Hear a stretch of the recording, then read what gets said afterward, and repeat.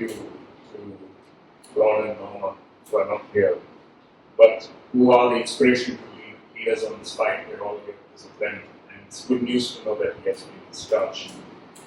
Thank you for that generous introduction. I like the part that I'm not a lawyer. Yeah, I work with lawyers, however. Yeah, and but I did my PhD on land use planning. It was more motivation is perhaps the motivation because which you are here. I was driven by pure emotion. I was driven by pure emotion because I saw the hills that I grew up in go up in flames, and I saw the institutions, including our own Comida, completely partisan to this process, and it turned something in me. I used to do work on electoral politics, but I changed completely, and I think you would know what that means, and that's why you are here. Okay. I was given this topic, but the way I approach it is very different, and let me tell you what to expect. Okay. And bear with me if some things are not clear right away. If you draw something that is useful, that's good. If not, yeah, it's fine to leave. So I'm going to break up this presentation. It's going to be into 5 parts, and all of them have certain logic, in my mind at least, and I want to share that with you. Okay, the first thing that I'm going to do is I'm going to try and give us an overview of the various land legislations that we had, but more importantly, the outcomes of these legislations. I want to really emphasize this because I have a particular argument to make in that first part, that the kind of land use that we see in Goa and the kind of quality of life, yes, things are screwed up in Goa. There are many things that don't work, and we have a huge diaspora who's waiting to get a passport and leave, that's fine. But they still come back to Goa, and Goa is lucrative for many other people. Why is Goa this so-called lifestyle destination that it has become? And it is something to do with planning itself. I want to tell you first that planning has delivered certain goods, and I want to foreground that so that we know what we are fighting for. In the second part, I want to talk about what does land use planning look like. Is there a way to understand, get a grasp of the best data we have to say what really is the big picture in Goa? What does land use look like? And here I want to address certain observations from various sources. There will be about 3 or 4 sources that I will use and present to us. So that all the fights that we have, I also have a petition, we also have a petition, I work with my village and with various others. And how do you locate that within the macro story of Goa? You know, your village is a small village, but if you are able to demonstrate that my village is a case within a larger scale of land use change, that argument becomes powerful. That argument can shake judges. And in the third, very brief, just 2 slides, I want to understand what does science tell us how land use change occurs. And it's important to understand that because you will see where law fits in over here. Law is not the only driver of change, but law is a very important role, law and policy in land. Finally, I wanted to speak about it's maybe a little longish, which is the institutional drivers of land use change. What is changing land today in Goa?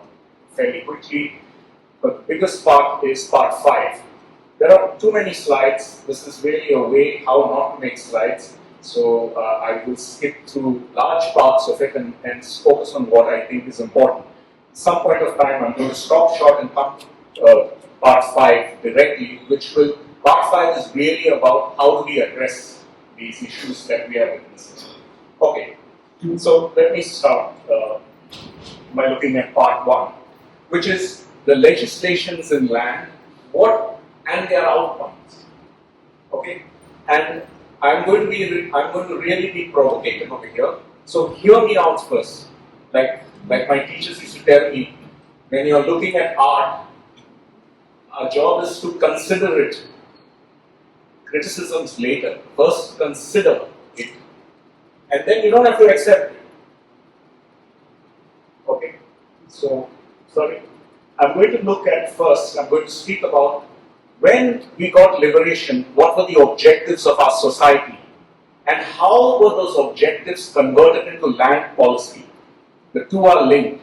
The values of a society have to get converted into law, and that law has to determine how land is used. If our values are very different, sometimes our values are something else and our law is something else altogether. So I want us to understand that, and then I want to look at outcomes. Very quickly, if we were to summarize what were the values or the land-related values when we got liberation, it was about securing agricultural livelihoods. The tenancy acts are here. Some of us come from a certain culture where this is a problem, but for a large number of people in Goa, this meant whether they have a home or no home, whether they have livelihood or no livelihood, and the Bandolkar government delivered this. The second was to create a non-agrarian economy. An economy, we may have nostalgic ideas about agrarian economy, but we will not send our children to that economy. Okay? Or unless your children have big bank balances, then you go into agriculture today. But Bandolkar's idea was to create also, with agriculture, also a non-agrarian economy with a multiplicity of choices for people in the economy. And finally, if an economy is going to grow, you're going to have high growth, and that you're going to do mining, you're going to have industries, you're going to have tourism. How will you regulate land? This also was thought of in those early years, the first 2 decades after liberation. And the outcome of that is we had first the Tenancy Acts, which ensured the security of livelihood. Some of us may have no idea what it is because we don't operate in those circles. But for other people, this meant I can either survive, I have a roof over my head or not. Okay?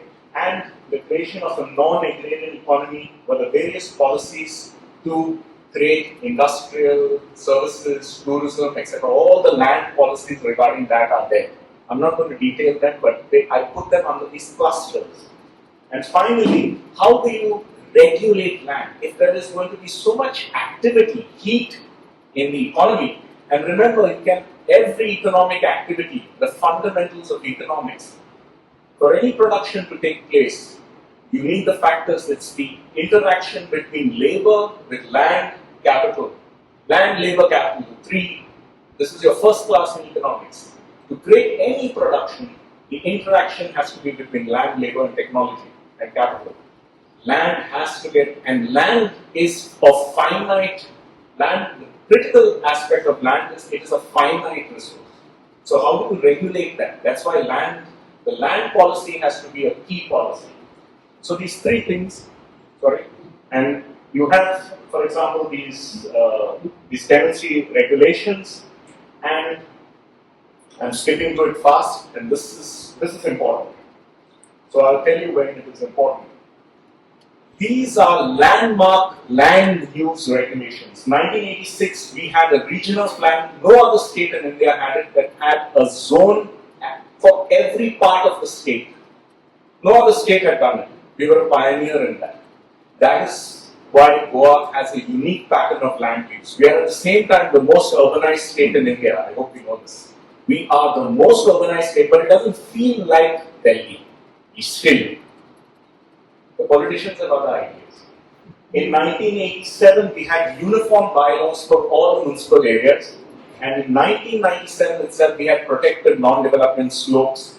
We had protected khazans. We had regulations way before. Now that the conversation in India is happening after Wayanad about protecting this, we had already done it. Okay. These are pioneering. These are, for someone, for a Goan, this is something to be proud of.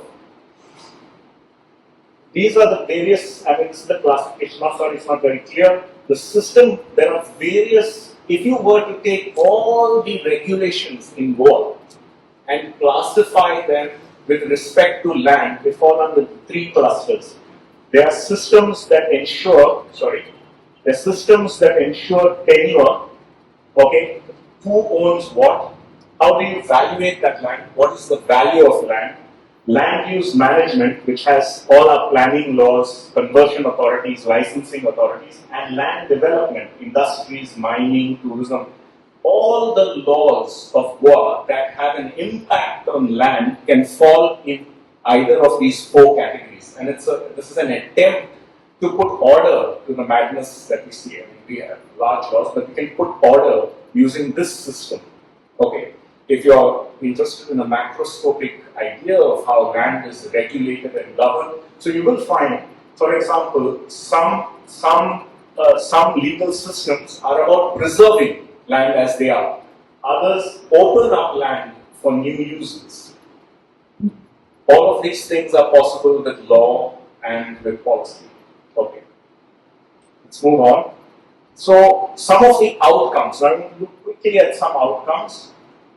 The Tenancy Act secured about 40,000 families benefited from this Muntar Act, and these are some numbers that I was able to grab from various literatures about the kind of landlessness in the families that benefited from this. Maybe you are a beneficiary of it, or maybe you're not, but these are very large numbers. And we were also successful to transition an economy from a non-agrarian economy. You can see the green line is agriculture that dips, and you have secondary and tertiary, that is industries and service sector rising. Okay, so you have a quick transition to an economy that offers a variety, not just agricultural opportunities.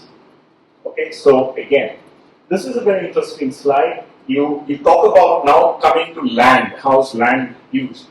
So over time, from 1991, this is census data that my student and I were able to visualize instead of producing tables. And this is 2001, the last census, which now the government is going to come out with a new one. We are the most urbanized state in India. And most of our urbanization, which means about 64% of the population, today it's estimated to be 70% of our population, are sitting in these orange or red areas. And but here is something I wanted, and the next graph is going to be really, I wanted to just spend some time on this.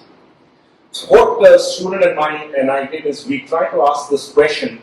Many people say that the form of urbanization in Goa is unique. We have access to green spaces, we have access to ecosystem services, even though we have the benefit of an urban space. We have all the amenities of an urban space, but we also have lovely places, beaches close by, wide spaces, you can go for a walk, you can go to fields are visually there for you. It's a different sense. And the rest of India is in love with Goa. They want Goa for this. And real estate players want to invest in Goa because of this. Goa's unique urbanity. How did it become that way? It became because of planning, because we had planning in 86 itself. This is a map that looks at urban areas and it's asking the question, how much green space is there in an urban area? And if you see, the numbers are pretty large. The darker areas have more green space. That means per capita, how much green space are we giving our urban residents? Forget rural. We assume that some villages, the fields and all are only the rural areas. No, I want to bring green stuff in the urban areas. I want to ask this question, how much green space is there? And it gives you the impression, it gives you the idea that there is still a lot of green spaces in urban settlements. This is another exercise that we did. We looked at data for how much agricultural space is there within an urban space. That means within Panjim, how many fields, how much, what's the quantum of fields? And we have a pattern like this. And it gives you the sense that there's a lot of greenery embedded within urban spaces. And I believe that it gives us a unique quality of life, and which is why the rest of India, after screwing up their own cities, is mad about experiencing an alternative urbanity in Goa. And this is something that we Goans should be proud about, so that we know what we are protecting. We don't have to argue for rural areas. We can argue that the form of urbanization that we Goans have created is unique. And we stand by it. We stand by it. We do not sacrifice it. We are not thinking of nostalgia, going back to some golden rural age. We are not going back to Bhattari systems. But we have arrived at an urban system which is unique. Okay, so I want to end there. Any clarification before I move to the second part? These maps that you have showing us right now, how recent are they? How old is it? This is based on zoning data. So I've taken data from the regional plan. That is about 2011. Correct. But yeah. right now, Yeah. you have said that the green spaces are like You mentioned that the green spaces are adequate in the urban areas. No. That's about 2011. That's about almost another. There are two problems with this data. There are two problems with this data. I've used zoning data. There's also another way of doing this exercise, which is to use satellite data, remote sensing data. That's what I've just gone through. You're right. So that's going to be a whole new. Probably the numbers will be higher. Much higher. Actually, not of green spaces. The green spaces will be diminished. No, I suspect the green spaces will be higher. No, sorry. Okay. That's fine. It's okay to debate. Yeah. Agricultural land. Yeah. You're storing in the urban area. Yeah. It's based on what? It's based on zoning data that is provided by the TCP department. Which it is not based on. It is assumed that the TCP has got its data from the agricultural department. What we have done is we have used the best quality data that we can get. Yes, there are deficiencies. Ideally, this data should have come to us straight from the agriculture department or from remote sensing ground through the data, which is the scale of doing that exercise is very large. But this is good enough to start making an argument that the form of urbanization we have is unique and worth preserving. We can call for such studies to be done. Okay. Okay. I want to look at now, what does land use actually look like in work from the data sets that we have in order to see what observations and threats. And I have taken data from, there are 5 sets of data: zoning data, remote sensing, geological studies, census, and land conflicts. Okay, zoning data, that is from the TCP department itself. Over time, this is over time. Remote sensing is from the satellite. Geological studies are from both done by geologists in NIO. Census is from the Census of India, and land conflicts is stuff that we see in the newspapers every day. If you compare 1986, and you don't have to look at the table, I'll just summarize it. If you compare the first regional plan to this regional plan and only summarize their data tables, the zoning tables, okay, meaning how the TCP has zoned land, you find certain observations. There is a sharp decline in agricultural zones.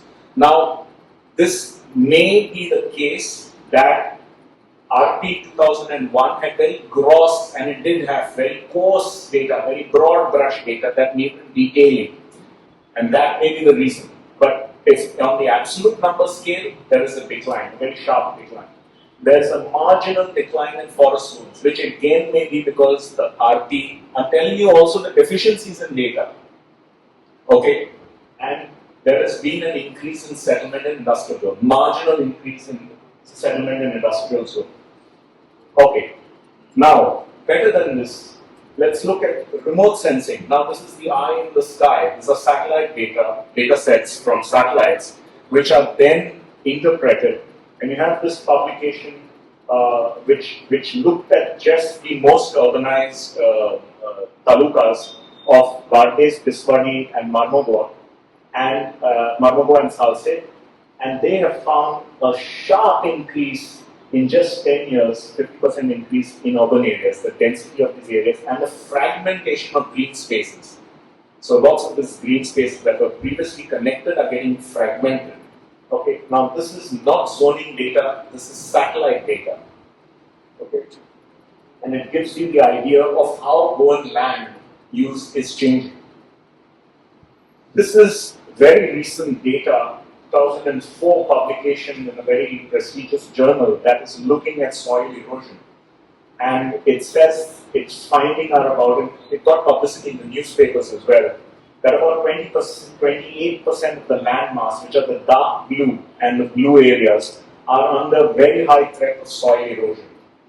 Now, why I'm presenting this data? If we have this kind of quality of data, why should it not be part of TCP's decision making when they are issuing permissions? This is the big point that I'm trying to get at. Okay, when we have data of soil erosion, when we have such high probability studies that are being done, why do we have projects like DLF, etc. coming over here when they are marked out in these spaces? as spaces are having high propensity for erosion. Okay. Now, census data. This is census data that is visualized, removed from tables and put onto maps. This is that we have already seen. We are becoming an increasingly urbanized state, highly urbanized state. But I told you that the format of urbanization can still be something to be proud about if we take this seriously. Okay, and this is another very interesting revelation from the census data. The government's own data says that we are the capital for unoccupied homes, vacant homes. Look at the number. In 2011, and we are talking 12 years ahead, 12 years, no, 14 years ahead, or 13 years ahead, and so about 12 years ago, 22% of our homes were unoccupied. What on earth are this conversion of land for? 22%. And there's another report that says that Goa is the capital for second homes. This is a statistic that should shock. I believe that the census officer who made this, who presented this for the first time, then shared this data with us, was told to never present this again. He presented this to the ECB department. He was told to never present this again. Okay, it completely flies in the face of all of these arguments by the real estate lobby, for example, that say that we need to open up more land because the price is very high. It's all rubbish arguments. We're already the capital of India for second homes.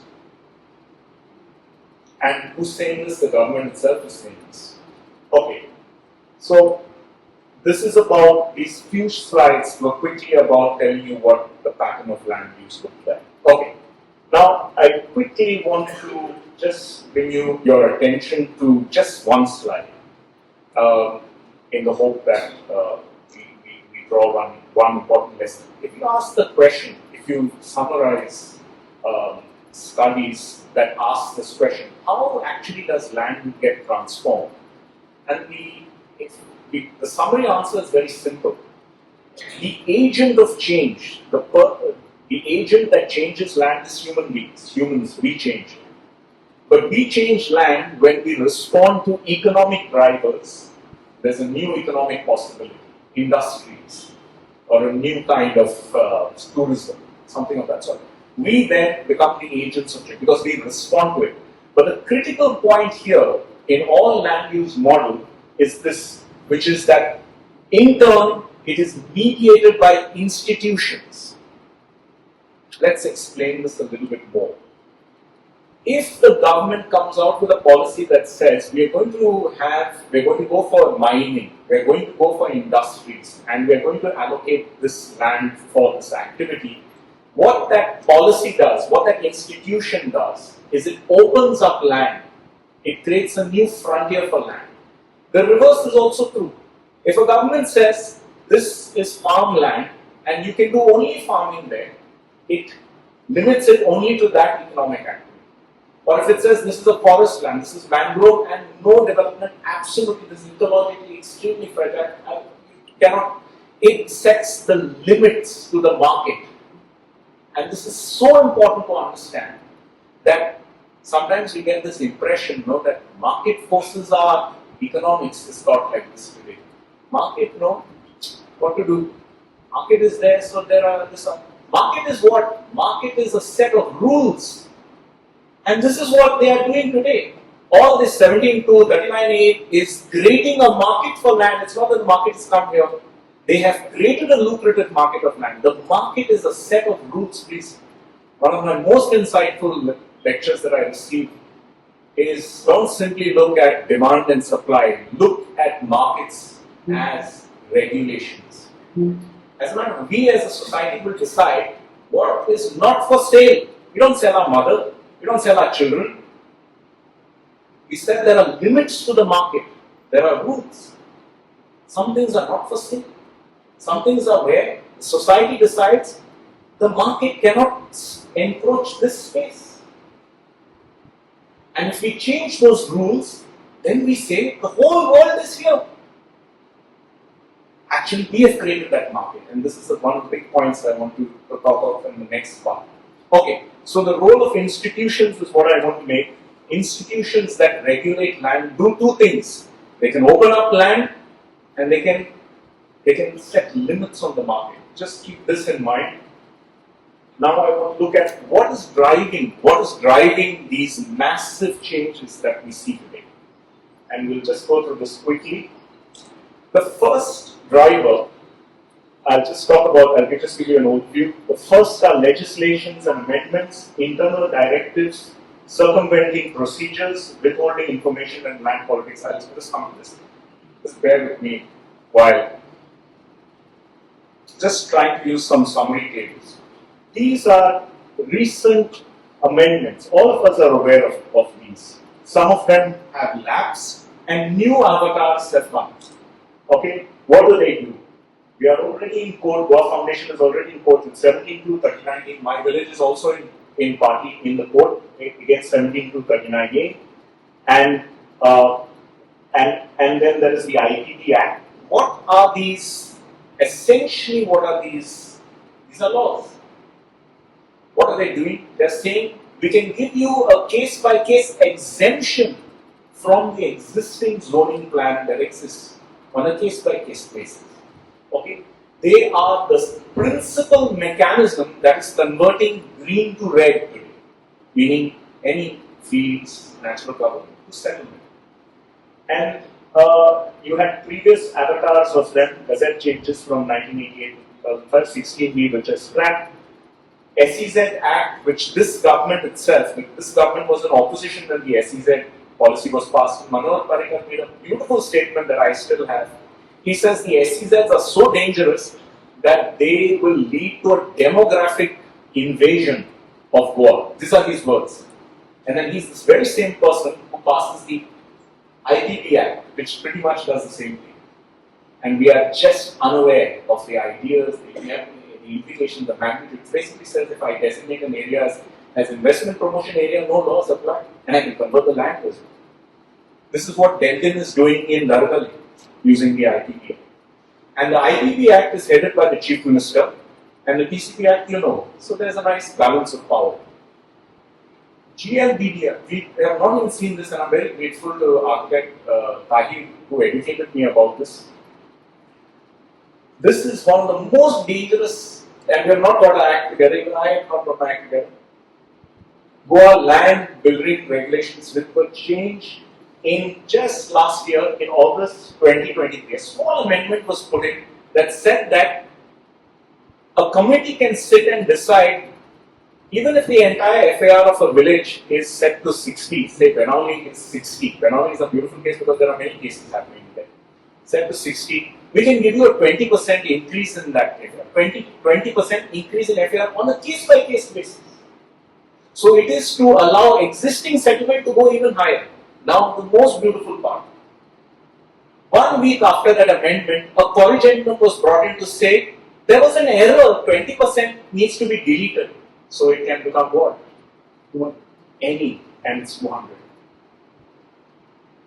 And there are 275 permissions that have been issued. So be ready to see massive mushrooming this thing. And it is applied indiscriminately. It's not only applied to urban areas, it's applied anywhere. They're still tabulating this data because these guys have gone so far ahead. One set of procedures is converting green to red. Another set of procedures is converting red to, I don't know, deep red or something. Deep purple or something. I don't know. Yeah. And while we got rid of, Did the authority with user commission under that? So they have constituted a committee, ECP only, that goes case by case. Everything is case by case now. And will decide on this. It's a board. Yeah. The ECP board it is. Existing piece, I thought it was a separate committee that was constituted for that. Yeah, there's a separate committee. Standing committee. Steering committee. Okay, steering us to a new future, mushrooming with 200 FAR buildings. Yeah. Now RT was removed, but they then came up with 19D, thanks to our friend Praveen, for example. They fought the agitation in Perne. So in this 19D, you can take a taluka or a specific area and convert the zoning of that area at will. This was attempted in Perne. He learned a lesson that Perne has been shelved, but there were plans to open up other. What's the big picture here? What's the big picture? What's the big picture of telling you all these things? And these are the massive amount, the total amount of land that under all of these provisions that is converted in a very short period of time. The potential. Thanks to Goa Foundation, these are still at bay, some of them. IPT, of course, we seem to have lost track of. Okay, and this is still not accurate data. Yeah, and yes, okay, let me just come back to what's the story here? What's the real big story that as an activist, as a person concerned about Goa, I have to think about? The story is that the law which we assume is neutral, objective, equal, is not equal. The law in land is not equal anymore. It is warped. It is in the favor of a set of interests. If you look at law sociologically, which is what I've been trained to do, I don't see it as a fair, I don't see it as a neutral position. So we are already having to work against a legal system that is designed against the public interest. Okay.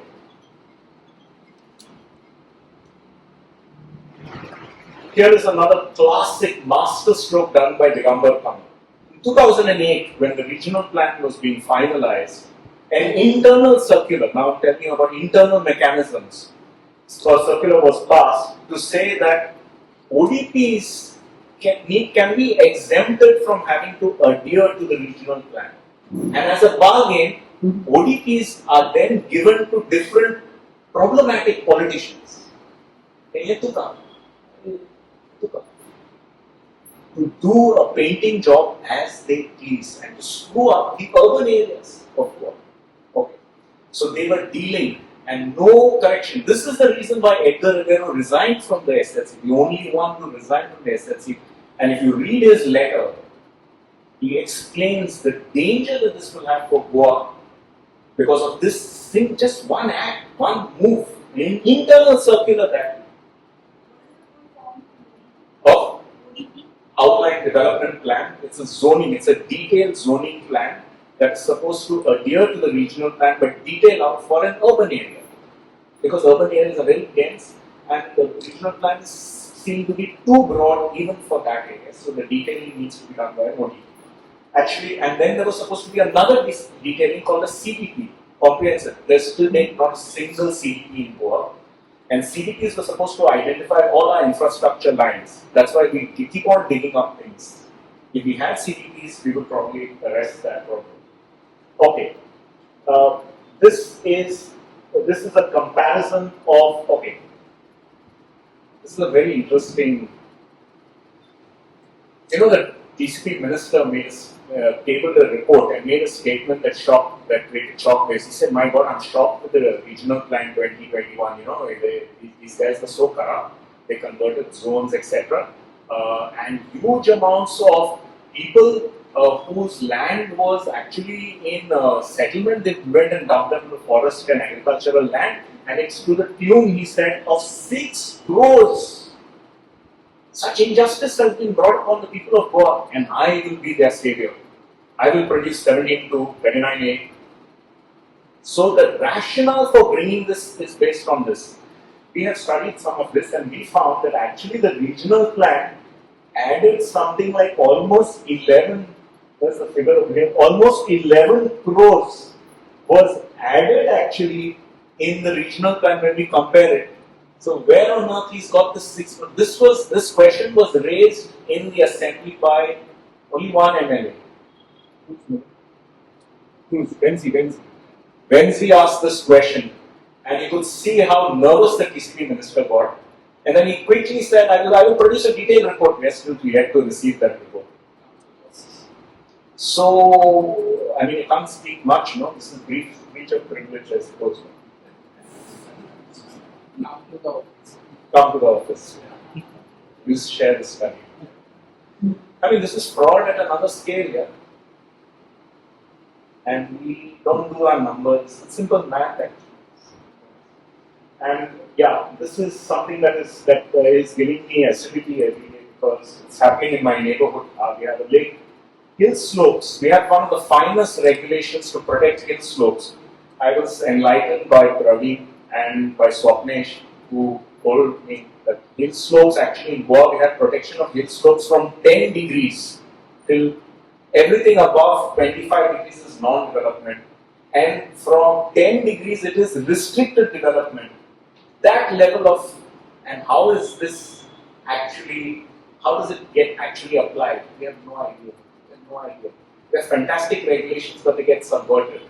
That means from 10 degrees, basically the regulation goes like this, from 10 to 20, there is one kind of regulation. You can do some limited amount of activity.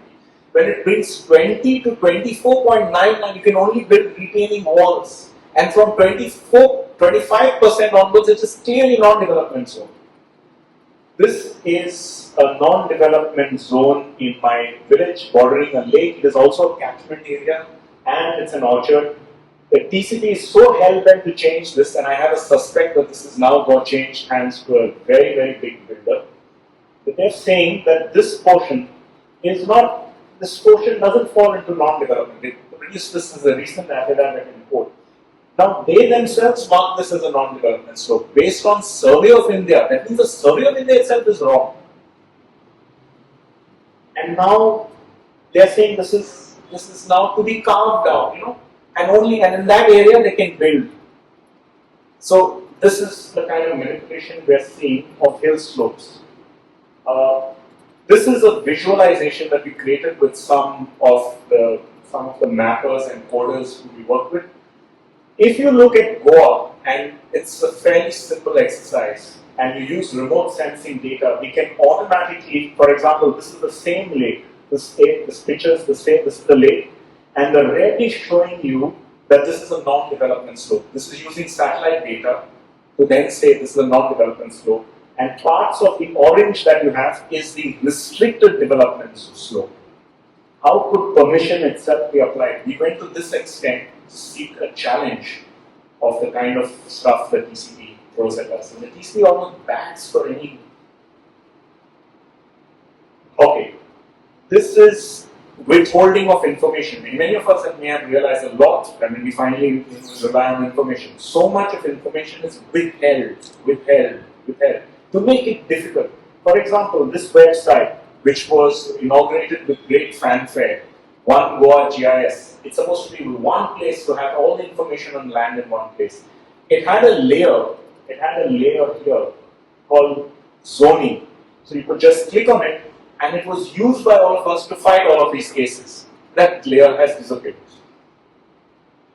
We asked for permission. How did you process some of the applications for zone change? The response is, it's too voluminous for us. We don't have time, man. You're asking for too much. We don't have time. So the kind of replies. And I think they're all facing some issues with this. So what I'm trying to get at is that not only is the law, but the whole machinery seems to be operating against the public interest. Now, finally, these are some fun slides, which I just want to sort of end with. Why is this happening? We ask the question, why is this happening? So some of us who study politics and we see planning and the law, where we don't have, we see the law as a creation. Why does Goa keep on having this problem? Why don't we get rest? Why is there no rest for the land and for us? And if you notice closely, you will find that all defections, there's a close story between defections and land ministries. Defectors in Goa are rewarded with land ministries. This is that story. Who defects and what they get rewarded with. All our TCP ministers, almost all, except Parikar at one point of time, were defectors. And the ministry you get when you engineer a massive defection is the TCP. So it's another way that the political parties in Goa, they may say Matrabhumi, they may say land is sacred, but they have no qualms to use land, to use the land of Goa to secure a political coalition. And this is a story we have to get. This is a story, if you want more statistics, see. TCP is only one ministership, so what has happened after Digambar comes and removes the ODPs, see who gets ODPs. and buys their daughters and all fancy cars. Not mention names. Yeah. Person defects to BJP, you get SGPDA. Renika, what's this thing? SGPDA. Francis Silva, INC BJP, Baba Gay. NGPDA. Wilfred Dasa, SGPDA. Land is the glue. And they say, this is, we consulted our voters and all and did this. You consult the land. Or just, next time there's a defection, just find out what was the reward. It gets even nicer. Moving defects, and you come a board member also. So one is PCP ministership, that is meant for the kingpins. Then ODPs for slightly problematic, but slightly lower down the batting order. And then some of those other fellows who are saying, you give them, put them on the TCP board. Don't change. The whole governance system and this government, you pull this out of their rugs, out of this, you'll find there is no faithfulness to any political party. Okay. Now, how can we respond? Let me go here. How can we respond?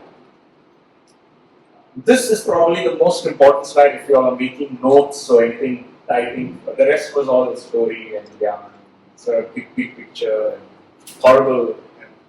But if you want to respond, these are basically what these are is certain ways to reason or think through the case, whatever the case may be. So I assume that you have a case in the back of your mind, troubling your village or troubling whatever you're concerned with, and it's a land-related case.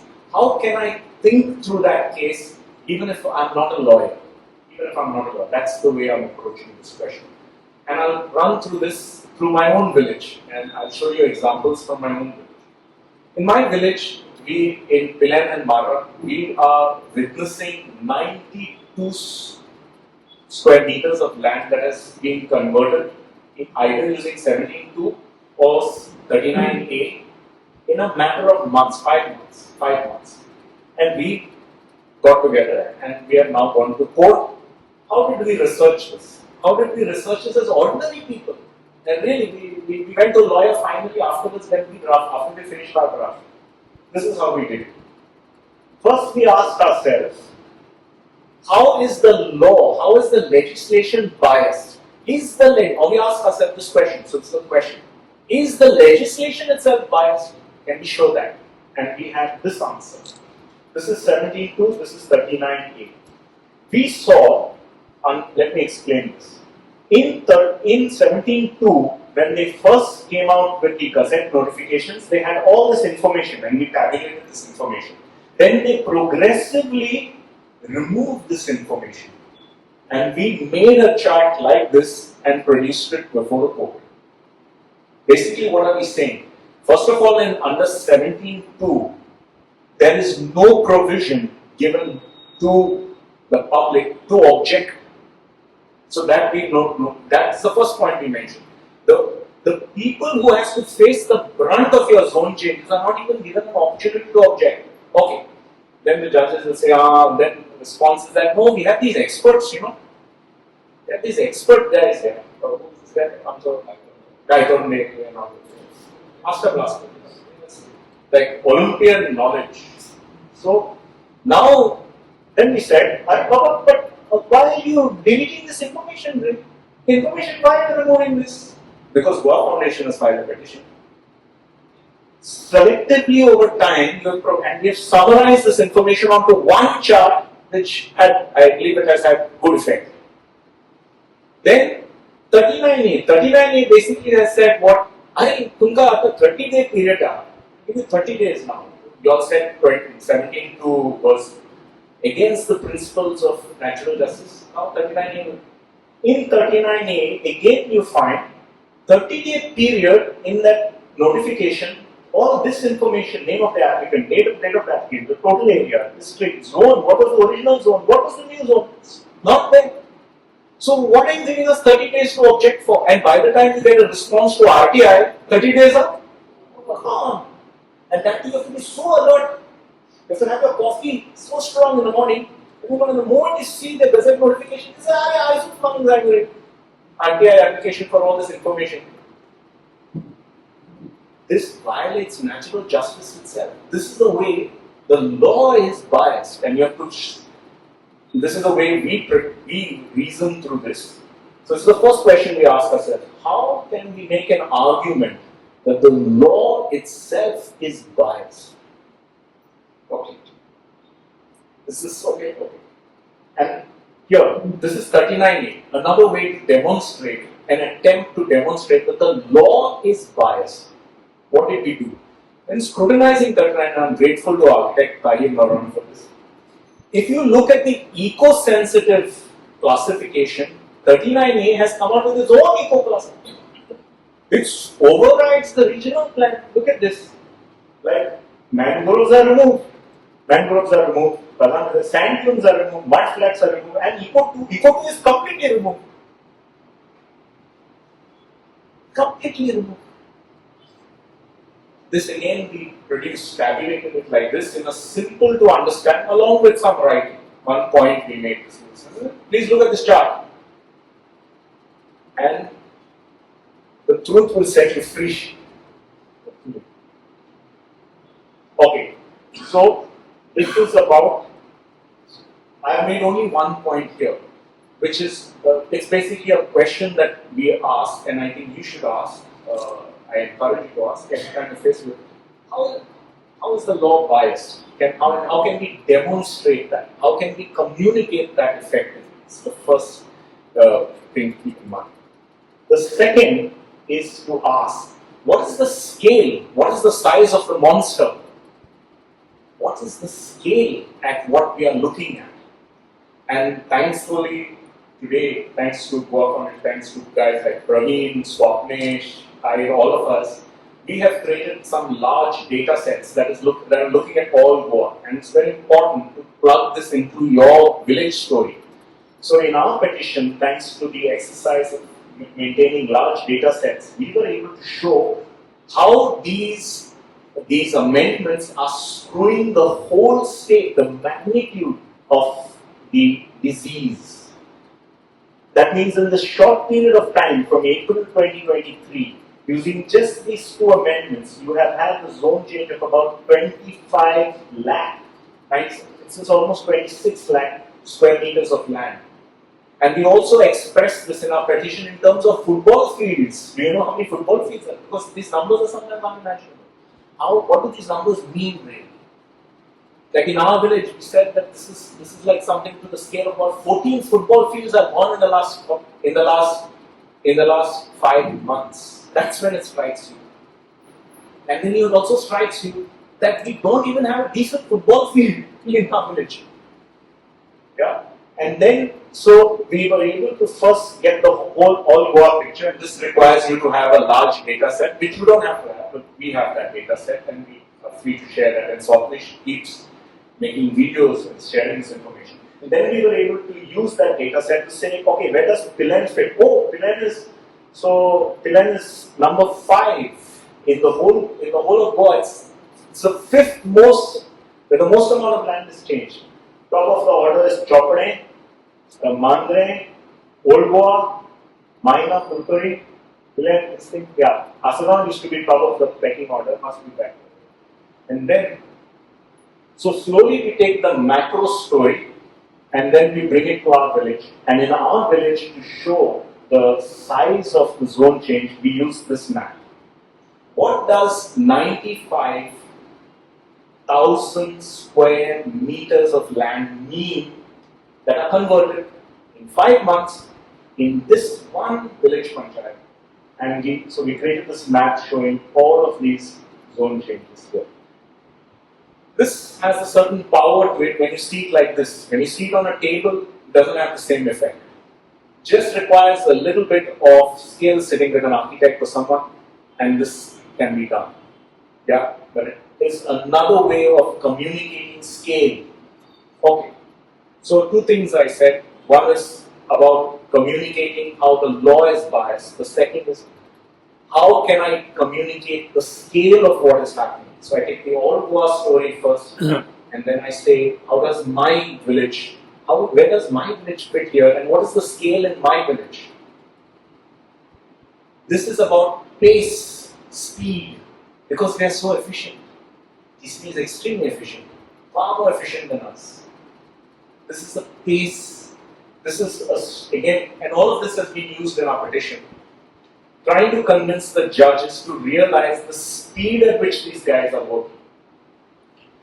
This, for example, shows, it just breaks it up into time. Okay, this is 17.2, and it's saying in 2 weeks you have 3% from that period to this period, and then you have 46% in 9 months, like a baby is born, and in 1 week you have 26%, and in 1 month you have 25%. And if that feature is problematic, we have another supplementary chart to convince the judges that in just 12 days, just before the code of conduct, the TCP minister converted 50% of all the zone changes was done in just 12 days. So, working day and night, such efficiency, you can become prime minister like this. 12 days, 50% of zone change. What is he doing? What happened? What happened? We should be asking questions like this. We don't have the guts to ask questions like this. And our press is also compromised. This is about the implications. Now, so I spoke about how's the law biased, how do we communicate the scale of zone change, how do we communicate the pace, how fast are we converting that? And there is no end in sight. There is no moratorium for 17 to 39. I suppose maybe it's the 6 crore figure. Till you get to 6 crores, which is what the TCP minister. By the way, let me tell you also this. Not a single of the 10 cases in our village, we've checked each and every one of them, whether they were originally falling in settlement in regional plan 2001. Because the TCP minister said, no, Are Baba, 10 settlement on Asile to hai, Zahano to hai, Bharat. Chata today ne tenka. Injustice. You know what we found? Not a single one. Not a single one of them was previously in settlement, and their own report says that not a single one of them is in settlement. So this is like fooling people at a mass scale. And this is why you get the information. What was the original zone? Okay. Now, we've gone to some great depths here. This is to show what are the implications. The fourth question. What are the implications of the zone change? Here we try to demonstrate what is the loss in terms of ecosystems for what is happening in our village. What are they losing? Yeah, this is a chart, but the loss is even bigger. It cannot be captured by this chart. How can you capture, for example, oxygenation? How can you capture the whole ecosystem services that nature gives us? Because natural cover is gone, hill slopes are gone, paddy fields are gone under these. Okay, but an attempt has to be made to demonstrate the implications, because through this you will show that the public is taken for a ride. And you have just 9 beneficiaries, and I'll show you who these 9 are. One thing we found is that this was a catchment area, one property, and then we went to detail it for each property. Like this property is a catchment area of our lake. If you kill this, you kill the lake. And the judges didn't know what's the nature of this land. So we got a 3D image of this. This is also fairly easy. It's, just somebody with the skills that we try to show the judges, boss, this is your land here. It's not flat. It is first of all a non-development slope, and this is another one that they have converted on our hills. And the nature of the land is like this 3D model. Please rescue us from these guys, because they have no limits to where they want to go. Okay, so this is about implications. Okay, procedural lapses. The 5th question you can ask, what am I looking at? Are there any procedural lapses here? And this is what we found when we asked this question. We looked at all the minutes of the meetings when the 10 cases, the 10 permissions in our village, We got all the minutes, detailed minutes, RTI, okay, PIL, everything, got it all. And we found very interesting stuff. These are the board members. Rajesh Naik, Paresh Gaitonde,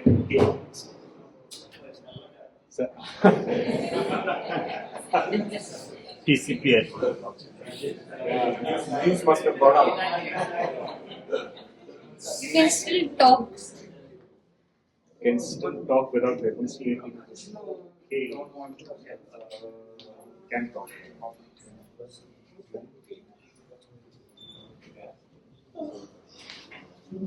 Maybe it was a welcome break.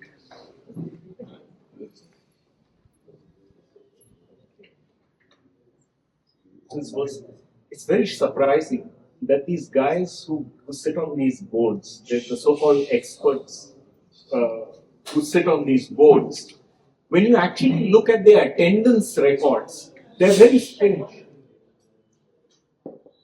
Sorry, I'll just make this point and if you look at the attendance, of these experts, you find many of them don't come for meetings. What is then? Why are you an expert? Why are you an expert? Online meeting. Sorry? Online meeting. That at least that should be minuted, no? That he came on, he presented online. Yeah. So we showed that also to the court. That these so-called experts were not even present. Like some of them, seriously, absolutely. The only scientist, Sujit Dongre, is absolutely absent. Completely absent. Another one who represents a scientist body, we found out he's actually an architect. He doesn't know any science really, or doesn't know the kind of science that is required for this. Of course, they are all handpicked by the TCP minister, but their attendance record is abysmal. Yeah, I mean, these guys shouldn't be parents also, because if they only don't turn up to class. Then you find another three of our 10 cases. Paresh Gaitonde, who sits on the board, is also there recommending the project. He has a private interest in that project. He has a conflict of interest over here. So all of these get revealed, procedural lapses, and we presented them in tabular form.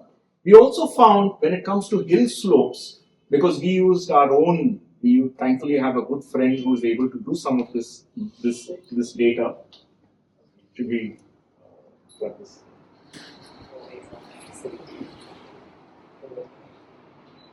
Sorry.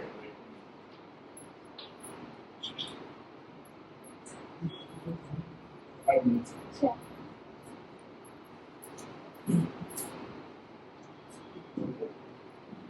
I'll end in 5 minutes.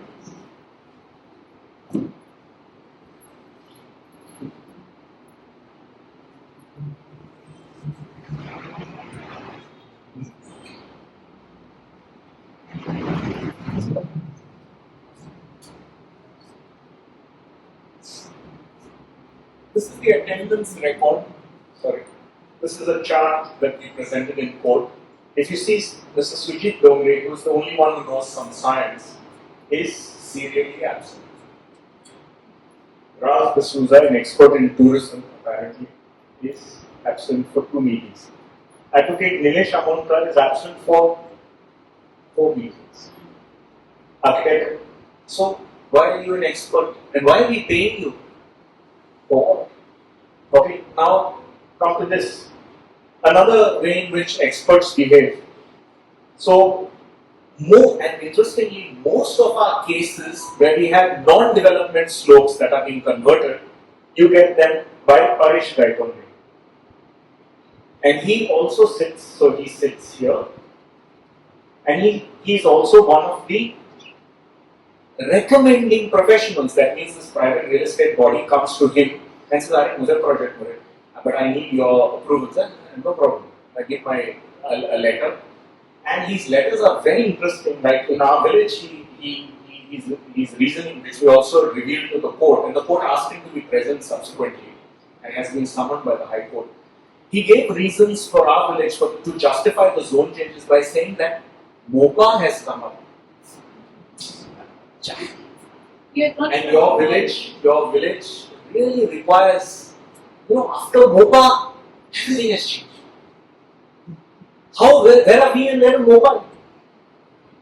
And the best part is, the most beautiful part is we have another engineer, Antonio something, who produced the same reasoning. And we found out the letter is written like a deja vu here. Then we realized that he's a junior. This is a game of the sickness in one society. Sickness in one society of how these jobs, these are the deals and all that are worked out.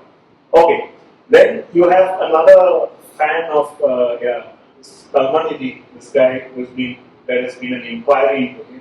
So we produced that as well. So we have dubious people of this kind recommending projects. This is to look at, this is to challenge the slope analysis of the recommending agent. The best part is that the TCP, who have all of these contour zones, is supposed to independently verify. I mean, if I'm the applicant, I'm surely going to tell you that my slope it doesn't fall in a non-development slope, but it is your job to verify that. No verification is done. Procedural lapse, complete, and we produce these kind of maps to say that our information tells us that this is a non-development slope. So it puts the burden really on you. Now, yes, another question. Who are the real interests? Another question you can ask for the cases. Who are the real interests behind this? The public is definitely not, this is not done in public interest. And here an interesting story emerges when you look at data relating to sale deals. If you get sale deal information, in which it's fairly easy to get this, some of it is online. But if you can get sale deal information, some of the most fascinating things emerge. So one set of applicants, sorry it's not very clear, one set of applicants and usually a bond will apply for the zone change. But the property is, guess in whose hands? Outside. Completely in somebody else's hands. And everything marked in yellow, forget about not in the applicant's name. It is a real estate company. And it has changed hands in some cases like that, in a late one, it changed hands 4 times. That means one party's job is only to get the zone change, do whatever it takes. And then with that act, the property appreciates to such a phenomenal rate because I bought it at agricultural land. And then I sell it. And then I sell it again. And this is the goal that we are seeing today. Really, this is the goal that we are seeing. And this really, this again produced in code. Now, another question to ask. What is the history of each of these zone changes? Each property, try to dig up the history, it's not very difficult. A few data sets will help you reveal the history. We found, because Village has been a little active and also because we have access to some fantastic data sets that now we have created that together, and Swapnesh, Praveen, Lord, Ahil, group of people created these data sets so we can quickly run a property check on this. And it's important for us to have this. Through this data sets, we found out that out of the 10 cases, 3 of these large cases, including the one near the lake, were all tried to be converted during regional plan 2011. Remember that plan? RP 2011, when the Save Goa movement, then all of us, our hills started burning. I changed my career to me. It is past commitment. 3 of the cases under 17.2 was sought to be changed under regional plan. We found the zone changes. We found even the applications. So what is 17.2 doing? Past commitments at that time? When this guy was running a real estate racket. So these are the parts coming. Then under 16B, a couple of these were sought to be processed under 16B, tax failed. Now 17.2, now 39B. And we revealed to the court how these guys were stopped at all of these points and are now trying to recycle the same properties and simultaneously showing. So very interestingly we found, this also gets revealed in sale deed record. When you look at the sale of the properties, one of the key things, and if you run this on a database, the thing that pops out for us is any property that has changed hand around 2005, 2006 is regional plan. These guys bought agricultural land for a song, and knowing that this a painting exercise will follow. Right, in my village, in another court case that we ended up fighting with Ram Jetmalani finally. In that case, this property, they had created third-party rights, meaning sold it to people sitting in all parts of India before they became even owners of the land. That is the kind of confidence in which they sold it. And exposing such things informs, at least it's an attempt to inform the court, what are the real interests behind all of these properties. Now, yeah, the last point I want to make is, sometimes you are able to make an argument by linking a zone change with another story. Okay, let me give you an example. This may be just context specific. You know, one of the recently, the Milan Industrial Estate, about 2 years back, witnessed one of the greatest fires. I mean, a horrible tragedy in that explosion of this chemical factory. At least 4 zone changes are just adjoining. Let me show you this to make this point. Sorry. Okay. So basically, this is the industrial estate. Can you see these red zone changes? These zone changes are just adjoining the property. So what we did is, we tried to link the history of the industrial estate and the need to have a buffer zone for future safety, since tragic things like this happen, to say you cannot allow this zone. So these are basically ways of thinking of using these and building a case to stall some of these zone changes. Okay, I think I'm done. Sorry for that.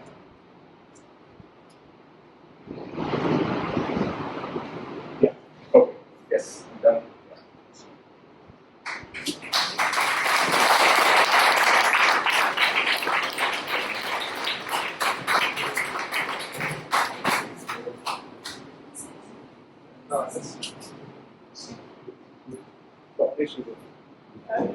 Yeah, I need software. And you have to assist. So we are open for questions.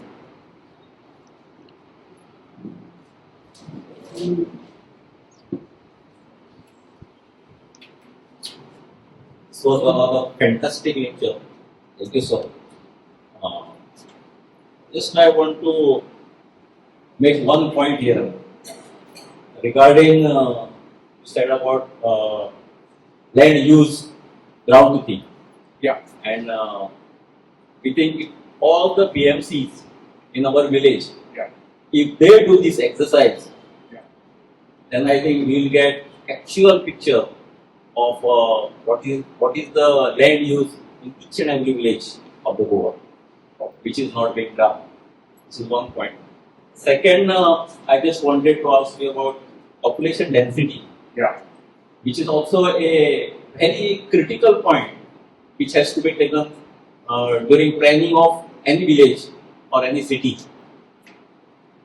And I think that was missing somehow. Statistics, I have not seen that. Okay. Yeah, Because- this answer. And thirdly,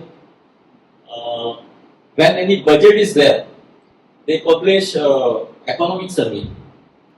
And in that economic survey, they give some population, whether that population is reliable or not. Just want to ask. Okay. So, regarding the population question, you remember the chart that I showed you of the census? Yeah, the census. That I said was urbanization looks like this. It's purely based on census data. It's population density. Yeah, this chart, exactly this chart.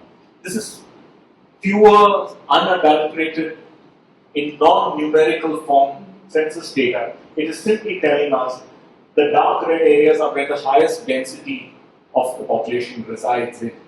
And all planning starts by looking at projections for population growth. They take that as a benchmark.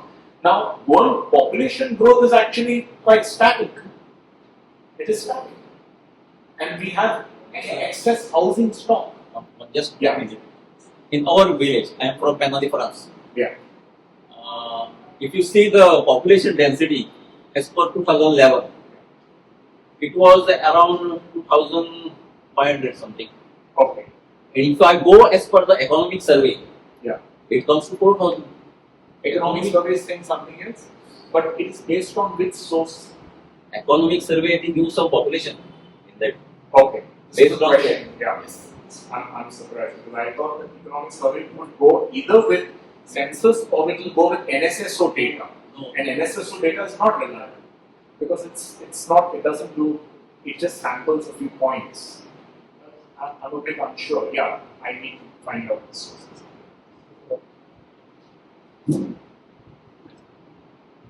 The first I was mistaken in 2011 Yeah. was When the first is 17th of 2000. He is talking about the panchayat limits. We are talking about the constituency, I guess. So there's a difference. Let me also put one point over here. These units that you see, these demarcations, these boundaries are not village panchayats. They are census units, census village or revenue village. Revenue village. So in my village, it will be, Pilan will be one boundary, Parra will be another one. So my question is regarding Yeah. these 9 areas you have mentioned, 6 crores, 11 crores.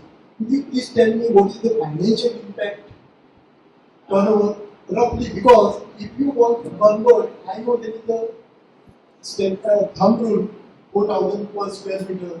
Okay. So could it be exceeding the budget of Maharashtra or something like that? Could you enlighten us?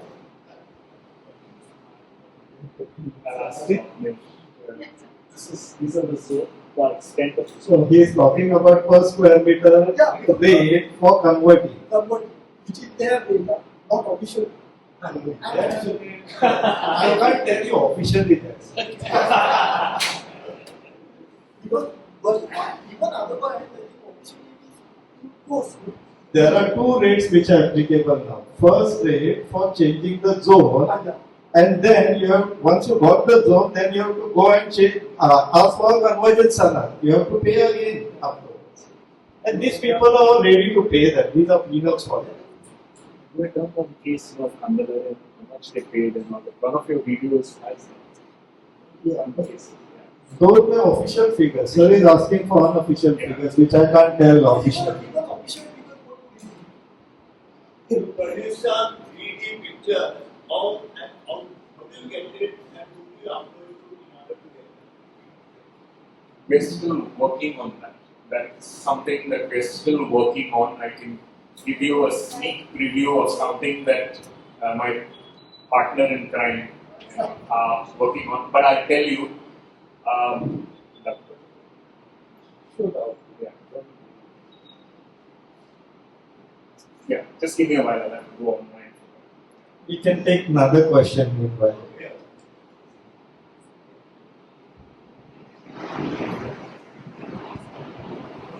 Thank you. Okay. This is this week, I guess the 4-step process. First one I understood, data collection. Then I list the other 3 the last time. Once the data is collected, then what do I do with it? Other than understanding it. It's about today's presentation. There, the presentation which I did. Which you had done. Oh, you are coming with a backlog. No, I'm coming with another visual with the survey numbers that you had mentioned, so which I've already applied for. Yeah, the thing is that first you have to collect the data and then try to correlate that data with what is your objective, why you have started the data collection.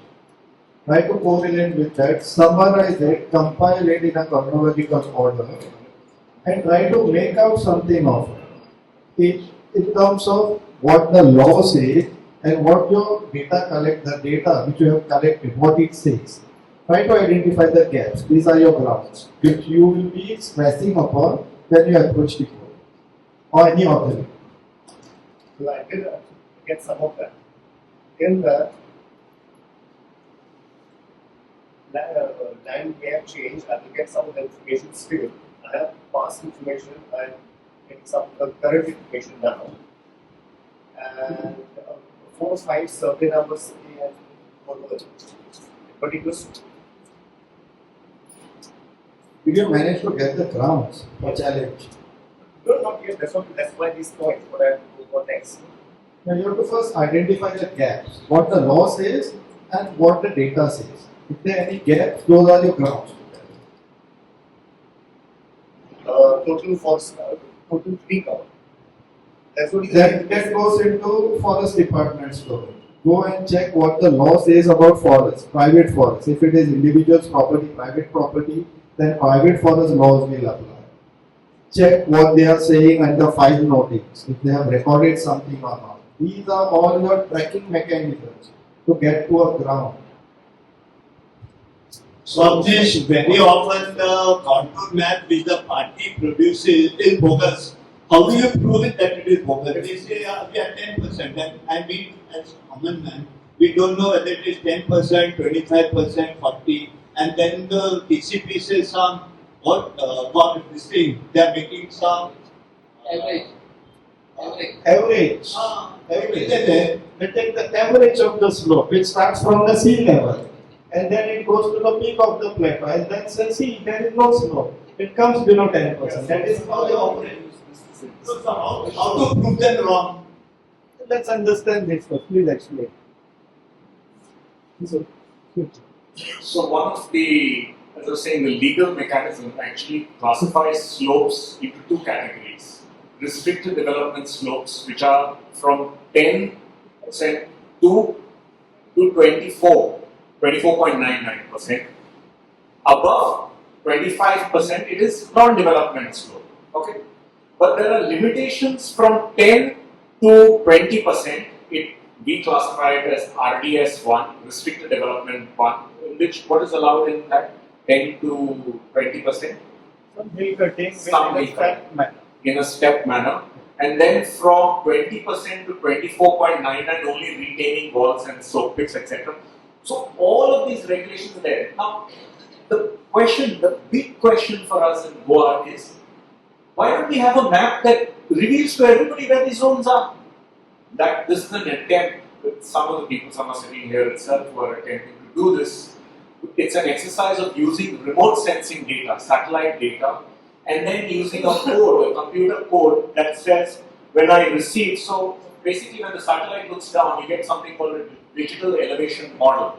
Okay, every point the satellite puts also an elevation point on that, and then with a code, software code has to be written that says which are those areas that have a gradient of above 25%. And what this is done, this kind of output, this is basically the Rees-Mogos area, the Bardes area, and this shows us that everything that you see in dark red is NDS. And you'll be quite surprised to see some places that already have constructions in them as NDS. Forget about them not being NDS. What about the RDS? Nobody speaks about that. Restricted development zone from 10% to 24.99, and further than that, 20% to 24. We should have marked out, no? And we are told, no, we don't know this, and except then we have all this fraud going on. So why? This is an attempt. This is an attempt, but it is still to be finely calibrated. How can we produce a model for Goa that once and for all maps out non-development and restricted development scope? This is also an attempt to show the judges that this exercise should be done by our planners. Our planning department has become a non-planning department. These are the kind of jobs that should be done. Very simple people have sat and done this actually. Actually, in the regional plan 21, when they published it, that it's mentioned that town and country planning should verify each and everything. Yes. That has not been done. No, now the town and country planning department is saying that even though we marked out non-development slopes, that was wrong. And even though the source of that data was Survey of India itself, which is basically saying that the central government is wrong and we are right, and Parish Island is right. Kamaladi thing is right. I'll answer your question and your question also. I'll take his question first. See, in regional plan, what is marked is a non-development slope. But as per TCP Act, the slope starts from 10%. So the slope, which is basically from 10% to 25%, no one knows whether it is a slope or not. And as per the planning exercise, the responsibility lies with the architects and engineers, civil engineers, surveyors, and all who prepares the plans for the clients. The responsibility lies with them. But here also the problem is these people are operating in connivances. The planner don't submit the plan. The authorities presume that it is not a slope because their plans are in 2D. They only see a top view. They can't see this type of models. These are 3D models. So the problem is that there is no detectability for people like us to claim that there is a slope or there was a slope. We have to rely only on data collection. That too, if someone is doing sliders of hill cutting, we have to file a complaint and create a data. Based on this data, we can go into investigation. Now, if someone has submitted a plan for slope analysis, there is something known as contour plans. Contour will give you what is the degree of slope in 2D model when you are viewing it from top view. So if someone is fudging data on contour maps, first and foremost, what we can do is we can cross-verify the contours which are submitted by the project proponent and their architects against a validated, a certified, a finalized Survey of India contours.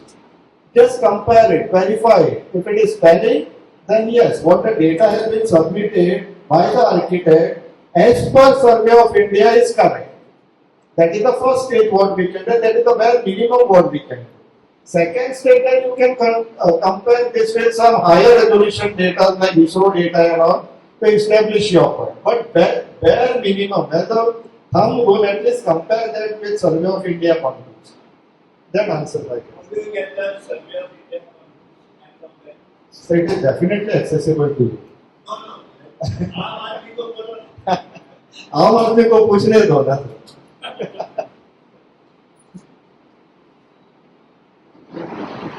Survey of India plans are not free. You have to purchase it from online. So that is where we can be of help.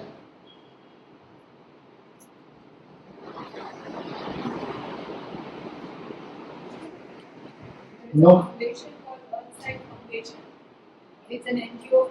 They started about 1.5 years ago, and they allow you to use their site. And there are certain satellites that you can get. Which is this? Earthside Foundation. I've just done a course with the geospatial technology for the last 2 days in Japan. Actually, it's organized with ISRO, but there's no ISRO institution here in Goa, so it was held in Japan. Okay.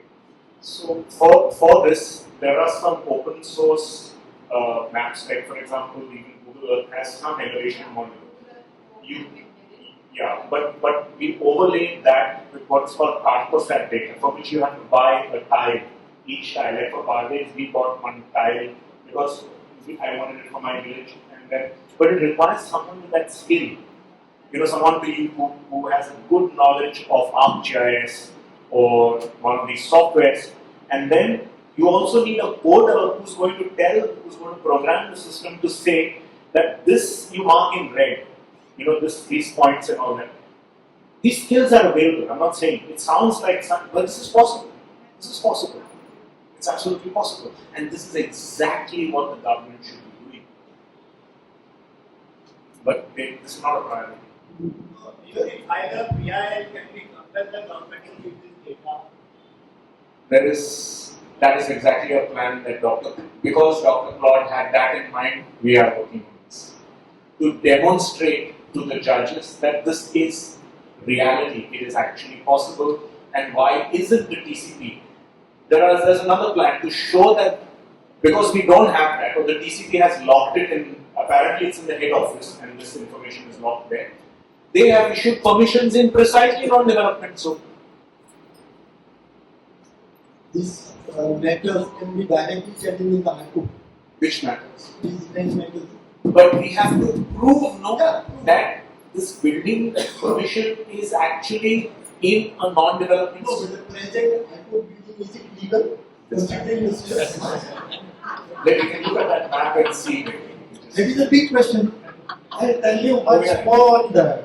That building, High Court building is situated, is placed out of three things were a very hazardous area which have been acknowledged by the government.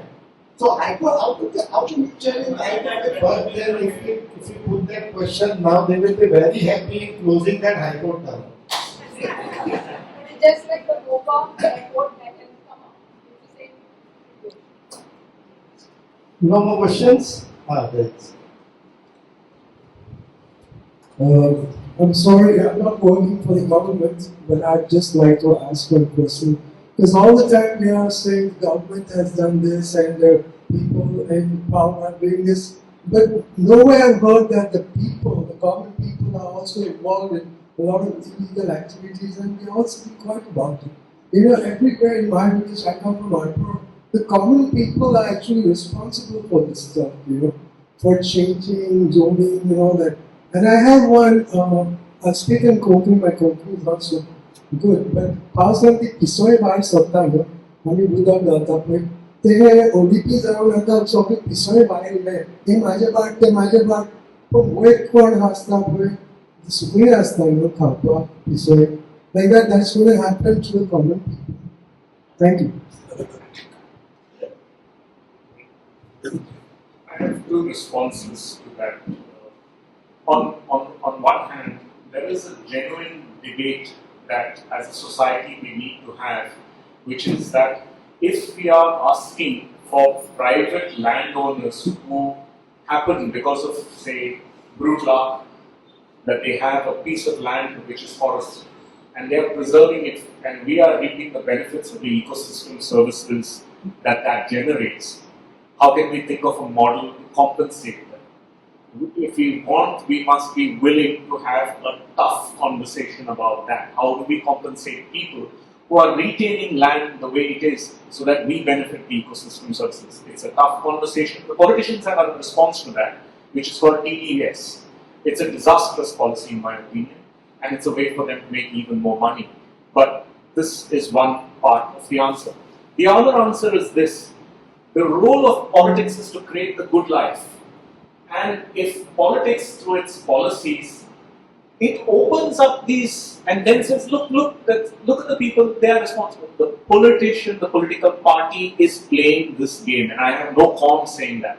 It is the role of politics to put a barrier to where the market stops. The market cannot take our food systems away, cannot take our livelihood systems away. That is the role of politics. Good politics ensures good economics. Bad politics, you get bad economics. What is your opinion then? Now the cases are being challenged, 72 and 90 are being challenged. Yes. If the victory is to the person who has challenged it, would all those lands which are already converted on this basis revert back? That's the prayer. That's the prayer. Yeah. So if structures are put onto that place, how would they restore the land back to its original? Yes. That's a good question. It's a valid question. Yeah. Yeah. Third thing that I would like to ask was when GPA had come forward with regard to trying to do your own planning of your village, they brought a team from Kerala. I'll just give you an example of what happened in our village, who took us all around the place and tried to see what was there, what are the resources, what are the economical factors that would help us in the future. And in that process, we drew the colorings that you see, what you're showing there. We could not wait, but we took the help of an architect. He sent his men, and they were the people at that time who had a facility for satellite imaging maybe, and he put all these colors. Then the whole thing was when it was submitted to the Panchayat, because it was their role to do it, he could not do it. The team which was appointed could not do it. They kept it to the last moment, changed everything. What is ours, they changed all the colors to everything else. Now if you question them, sometimes they say that this is according to 2001. If they want, they come back to 2011. How do we play about with these two issues when they are challenging like that? Sometimes they say it is 2001, based on that, to their convenience. Then suddenly, no, it's not 2001 anymore, it's 2011. Suddenly it's not 2011, it's 21. Who is 21. telling you this? Whenever people put an application to find how it is changed. But before which authority? TCP. PCP. So you are going into an investigation mode asking for the reason behind the zone change. Yes. Correct? Yes. So he showed you the reasons, no? He showed you the reasons. There are specific reasons. What you are telling, that is exactly what had happened even with RP 2011 and 2021. Many zones were abruptly painted on the plan. There are no reasoning for many of the zones. So these zones are actually to be challenged. Even RP 2021 is still under challenge before High Court. But isn't the RP 21 kept in abeyance or something?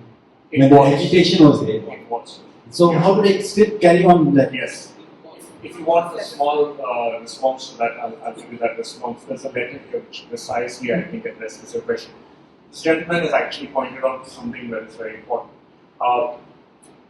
The regional plan, my reading of the regional plan 2021, gave the impression that we would participate. The impression of participation, not only you, various villages, mine included. Para, Lord Alvis' is own village. If you see the plan that they created, brilliant, but what they got was something quite different. How did this happen? The TCP, when it released regional plan, and it did it in 3 phases, RP release 1, if you look at the document, which is available on their website, you'll find a very interesting clause in almost the first few pages. They mention, they acknowledge that they received 8,500 individual requests for zone change outside even the village panchayats. But what the hell were they doing? Why did they give us the impression that we were undertaking a participatory exercise and then open a shop to allow individuals to come in? Okay, fine, you allowed them. This is a letter, the details you cannot see, but it is precisely addressing that question. We asked a question, okay, these 8,500, and they said we processed them. They even acknowledged this is in black and white. We processed them, and they gave us a methodology how they process this. So we asked under this, give us a list of those 8,500, because it affects the whole of Goa, and tell us which ones you processed and included. Only tell us that. Till date, not a single Goan has been able, we have filed this in Malagaon, we filed in Panjim, somebody has gone for appeal. Till date, nobody, and this is Digambar Kamat's master stroke. His master stroke was to give the impression that we were planning. And yes, today we are fighting to protect RP 2021 itself. I'll give you the statistic, no? RP 2021 included, when we compare it to 2001, 11 crore square meters of land was added into settlement. Shouldn't we have an inventory telling us each of those cases and the reasons why they were included? Isn't this the Digambar Kamat said that his regional plan was the epitome, his words I'm quoting, the epitome of transparency. But his government could not, until date, could not give us the reply how this processing was done. We got an order from the Chief Secretary directing Vinod Kumar, CTP.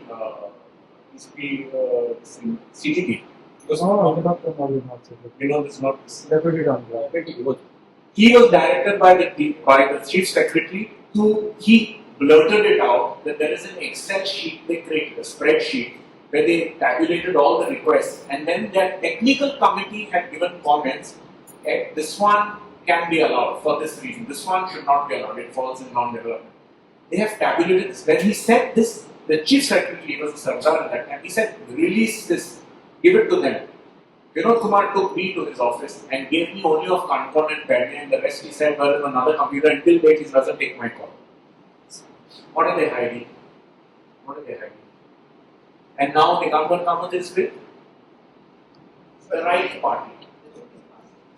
Yes. So this is the story. So in this case, what is the way out so that we can I'll protect? I'll tell you, let's just stretch the story a little far. When Parikar came to power, he said RPU was a scam. And he said that we'll keep it in abeyance.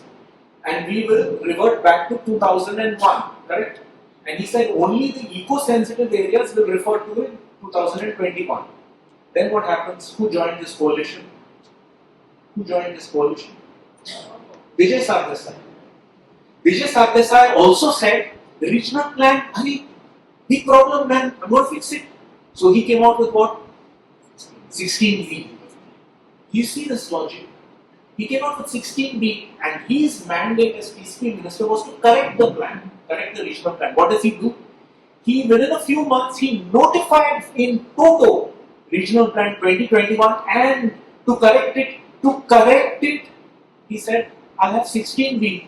And Claude and Norma have been fighting in court and successfully managed to stop what he had in mind. This guy now is using the same logic. He's saying regional plan is wrong, man, and he's produced a half-baked report. It should be shredded in. And those numbers need to be exposed completely. And he said that now I will save you all with 17 to 39A, 19B. What is this? This is Last question. Anyone? So now in this case, we are looking at the issue. Have we got a way out as the public or the concerned people? It is not at a click of a button, sir. A PIL is going on challenging 2021 RP. It is pending from 2018 onwards. It's 6 years now. It is still in the queue. So we have, alternatively, now we have to challenge individual cases, which we are doing now in each of our villages. And for making people aware, this is the type of awareness program what we are conducting. Because the larger regional plan, stopping of it, has not happened as of now. The only other option what we left with is to target the individual projects. And the other thing is we can draw lessons from lessons from history, from basically what I presented as history, is to see that in the next regional plan, these are things we will not be willing to sacrifice. It must have non-development scope. It must show restricted development scope. Otherwise, it's not worth calling it a regional plan. There's anything left. Well, we should. That is the demand to have a new regional plan. It puts all this information. Any more questions? Thank you. There is also one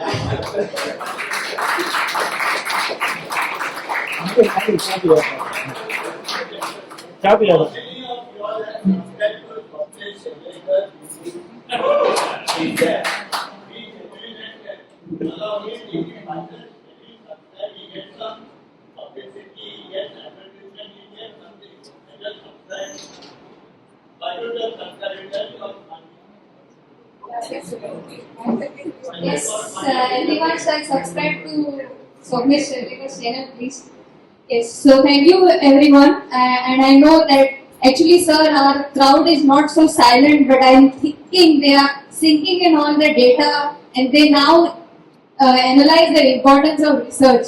So, on behalf of Goa Foundation and all our participants, I request Nivedita to give a token of gratitude to the speaker. Thank you so much. Thank you, everyone.